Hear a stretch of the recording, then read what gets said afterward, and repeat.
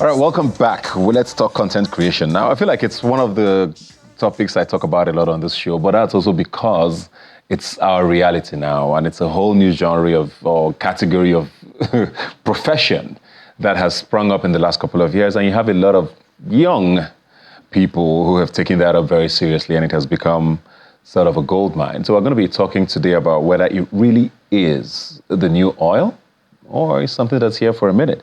Joined by Rex Moses. How are you doing? Thank you, Buka. So this content creation thing, it seems to be, thriving seriously, but at the same time, people are starting to wonder, is this something that's here to stay for a while? Because you see, it relies heavily on platforms, right? Sure. Instagram has tried to change their format. People are now saying, Instagram doesn't give you the engagement you need anymore. Yeah. Now it's TikTok, but TikTok has its own controversies now. True. About whether China is doing what or the other. Twitter is going through with Elon Musk. So people wonder, for a profession that relies so heavily on what these platforms are, is it sustainable, you think? Thank you, Buka. I think, firstly, what I would say is sustainable is because of, as long as, there is mobile phone, and as you know, not every Nigerian at the moment have a smartphone. It is still growing gradually. So as long as there will be smartphones, and then the platform will always be there. If this particular one goes down, there will always be another one that will actually rise up. And I think it is sustainable and it will always be there. Yeah. As Instagram, are coming up with their own. We see TikTok rising with its own different controversy here and there. And then do not forget as well, YouTube is also there where our young Nigerians or Africans are making cool dough. So, so I think it has come and then it has come to stay. Do you think we're at a point now where, let me use the word parents, understand when children tell them, I want to be a content creator? Because a lot of people still don't get it. People think it's a hobby. Yeah. Okay, he's just going to have fun. When he finishes, he's going to come back and go and apply for a job properly. Yeah. And people also wonder, what happens? Because TikTok, for example, is very heavy on, performance. Yes. Is it a career you are going to be doing at 55, for example? Is why people always wonder, how sustainable is it? Okay. So do you think we're there where people actually accept it as a career? Okay, well, I listened to this program one certain time. Senator, the comedian, came and then he said, after his degree in theater, he saw that and I said, okay, well done. So now when are you going for your course? But, looking at it now, we even see parents joining content creation as well. True. So what I would say due to this is we can look at it as a career. Take it or leave it. People are paying their dues, paying their bills, and then assisting their families through this different platform. So if you compare a content creator, you can compare it maybe to a mechanic or to any other profession. Of course, they all have their do's and don'ts, and then they all have their lows and their highs. So I think we can take it as a profession. Because, and then, as you know, it is broad. There are different areas of content creation. Even aside the fact that if we take TikTok now and then we'll say, okay, it's based on performance. Let us also look at YouTube, for instance. Before now, okay, let's say I'm a producer. I pick a movie and then I shoot, maybe even a short film. I have to probably go to Alaba and then look for one distributor to help me or one oga to help me and make the thing go wide. Why right now, after producing and all that, I could probably write up Amazon Prime or write up Netflix and say, guys, I have something for you. Yeah. Check it out. And then boom, from there. And we're even seeing content creators transition to mainstream actors because of what they do we have on seen social that. media. That's very true.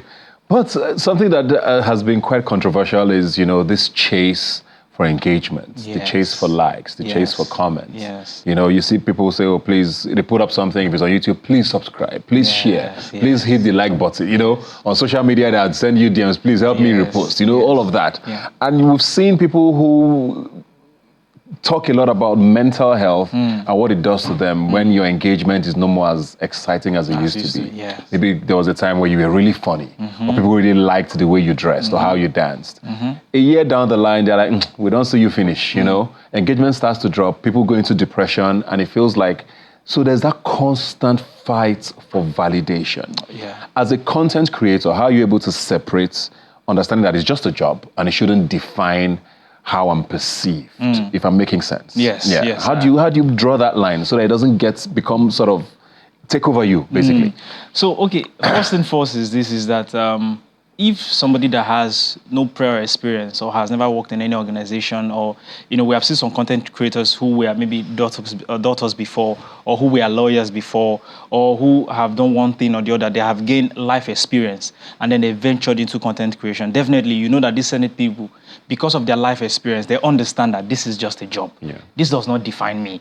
If my content is not selling well again, it doesn't mean that, of course, my life ends there. And another thing is I feel for some content creator, maybe they are not open to constructive criticism. I say constructive because there are some criticism that gets to people and then people want to, go, then there are there are some constructive ones, and then you look at these feedbacks and then you say, okay, it seems I'm not doing well. And another thing is, for some content creators, probably maybe they do not have a team or have a management team, you should be able to know or actually perceive and then look ahead, within a year, within 2 years, and then look at where you are and then where you need to be. If at the moment, within 6 months, the results you have been getting or the feedback you have been getting from people is looking, then you know that you need to take it up a notch, or you need to make a switch. But some people, they are not, some content creators might not be open to criticism, and then that, of course, those guys, when they hit the rock bottom, it gets to them, and then you see that mentally they go off. I mean, it feels like, I think I tweeted once that it feels like we lost the first quarter of this year because of these elections. Nothing really happened in the country. True. Things are starting now to look like they will flow. Yeah. What does content creation in Nigeria look like for 2023? I mean, we have a new government. Yes. There's always fears of how much can you dabble in politics with your content. True. We're seeing what's happening with the music industry. Nollywood is flying away. What does content creation look like for 2023 and maybe even beyond in Nigeria? So I think, like you have rightly said, the first quarter, nothing came true because of the election. But looking at it now, there's a new government and then there's a new boss in play. So I think that, of course, has not stopped content creators from doing what they want to do. But what we need to do now is, of course, test one feet with, of course, the waters to know how this new government are going to receive some content. There are some content, of course, that might force some agencies to say, oh, you are crossing this line, and then they have to now cut you off. So I think, and what I always tell people, for content creators is, for this, it's good to be funny, it's good to make joke and all that, but know when to draw the line. But having said that, for 2023, the future is bright. The future is bright. What are some people you're looking out for, maybe? In the space. Or sectors. Because, like I said, TikTok is big now. So the dancers seem to be making all the money, and the comedians. Are those two sectors still going to be the ones thriving, you think? No, I feel we're going to have some people in tech breakthrough, tech content creation. We're going to have some people in fashion, of course. You are many people's mentor in terms of that. We're going to see many people in fashion, of course, also break through. We're going to see people even in cooking as well. We have, I think, Chef Ify and so many. We're going to see some, cooking content creators as well also break through. So I don't think it's going to be the comedians and only the dancers that will break through. Break through 2023. All right. Yeah. So, looking forward to that. I mean, we all want diversity, and I totally enjoy content creation. I've learned so much from it just by sitting on my couch and scrolling, and I'm like, wow, that was a great part. Good luck. Thanks a lot for joining us, looking forward to all the great things in this sector.